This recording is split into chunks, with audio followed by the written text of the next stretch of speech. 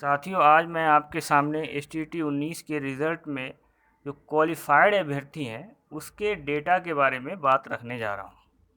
सबसे पहले मैं आपको बता दूँ कि 12 मार्च को जो रिज़ल्ट जारी हुआ था उसमें STT 19 के अभ्यर्थियों की जो संख्या बताई गई थी वो थी 24,599, 3 विषयों को छोड़ कर के।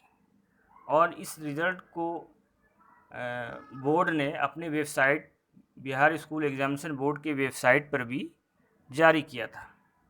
उसके बाद हमारे मित्र ने RTI से जब जवाब मांगा कि कुल कितने अभ्यर्थी पास हुए, कितने अभ्यर्थी क्वालिफाई हुए, तो इसका जवाब 24/7/2021 को मिला है कि 80,402 अभ्यर्थी पास हुए, यानी क्वालिफाई हुए STT 19 के एग्ज़ाम में।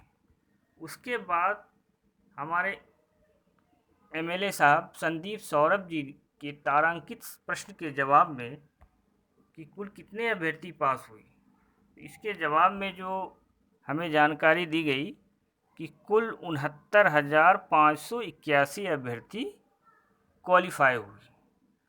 और जहाँ तक रही आज के अखबार की बात, तो उसमें हमें जानकारी दी जा रही है कि कुल 80,000 अभ्यर्थी क्वालिफाई हुए, यानी 12 मार्च को कुछ और डेटा, फिर विधानसभा में संदीप सौरभ जी के तारांकित सवाल के जवाब में कुछ और डेटा, और अखबार में कुछ और डेटा, और RTI के जवाब में कुछ और डेटा है। यानी कि इतने सारे डेटा देख करके जो STT 19 के जो अभ्यर्थी हैं उसमें बड़ी अजीबोगरीब कन्फ्यूज़न की स्थिति बनी हुई है, और ये पता नहीं चल पा रहा है कि एक्चुअल डाटा है कौन सा। तो दोस्तों, आज के वीडियो में बस इतना ही। लाइक कीजिएगा, शेयर कीजिएगा। शुक्रिया।